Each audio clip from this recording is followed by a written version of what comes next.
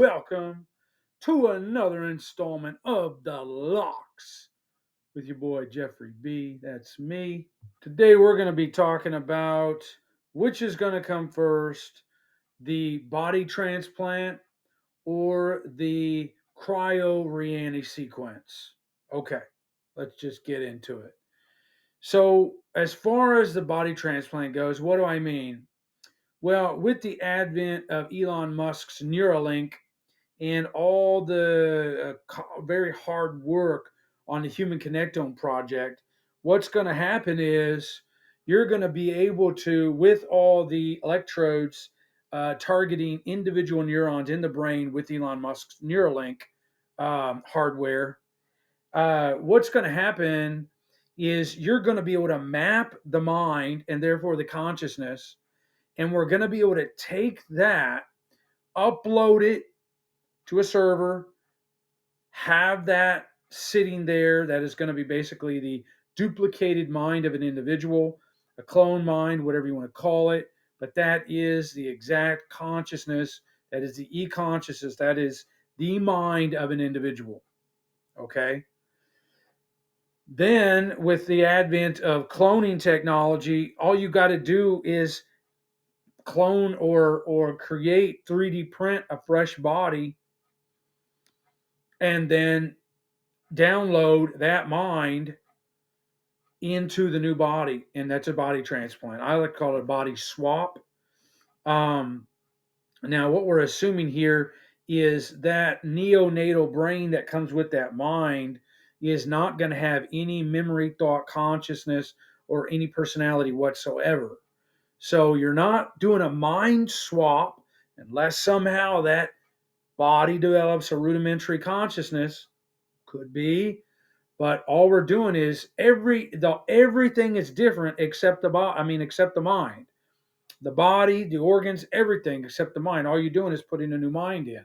So I call it a body transplant because everything's different except the mind.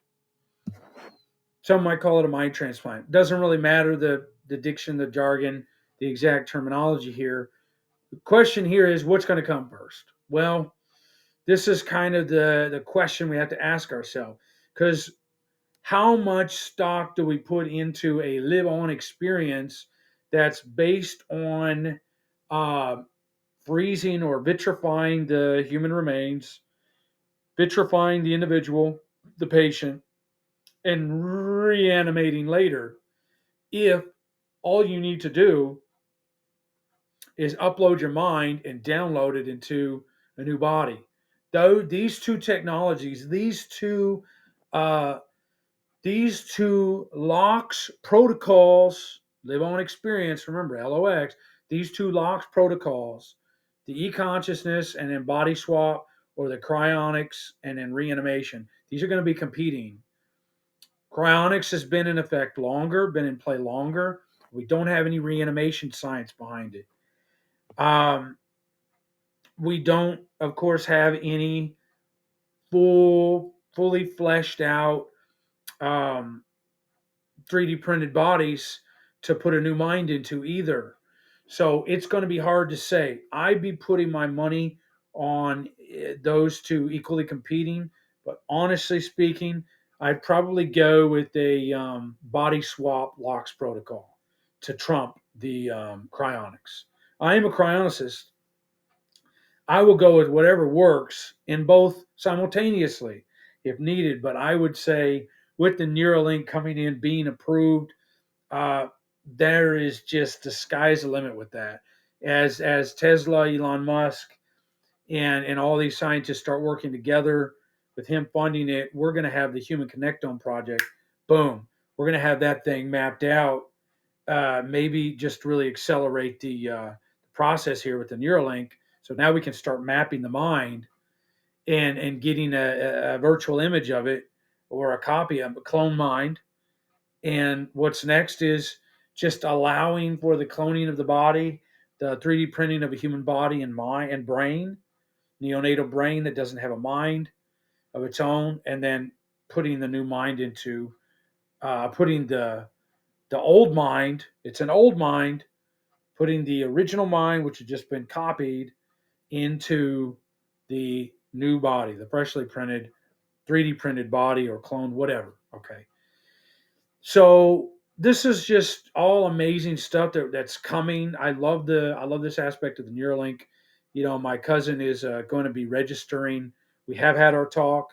He will be signing up with the patient registry for the Neuralink. He's a prime candidate, and we are gearing up to go overseas soon, where we're going to explore more technology and bring that to you from Thailand, from Vietnam, China, Hong Kong. We've got places to go, Korea, things to do, places to go, people to see, experiences to be had, adventures to be created. And it's scary, of course, but a lot of new things are coming. We're trying to design a new chair for him that we may have created in Thailand or China, so he can have a more ergonomic chair, get him around. We're hoping maybe with the Neuralink prospect, an exosuit may come 10 years down the road. Sky's the limit here. We got a lot of options. It's an exciting thing, but you know what? It's basically right now, it's the body swap versus the cryonics. Which one you going to opt for?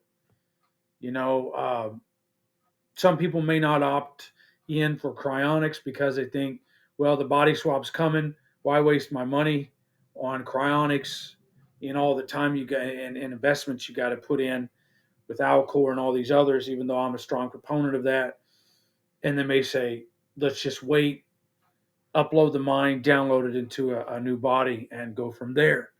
That's probably the best way because think about it with cryonics, the con, one of the drawbacks is you're going to have your same old body, which is great. And that's going to be really connect you to your mind. Your body and your mind are going to be synergized or synced up, synchronized because they're used to each other. But you go put a new mind, you go put an old mind into a new body, the body transplant, the mind, the body swap, and there might be some graft versus host. One might reject the other. We don't know how all that's going to play out, but we do know that the Neuralink is going to be in full swing soon, and we're going to have to adjust to that. If you don't like it, if you're a Luddite, just going to have to adjust because change is coming.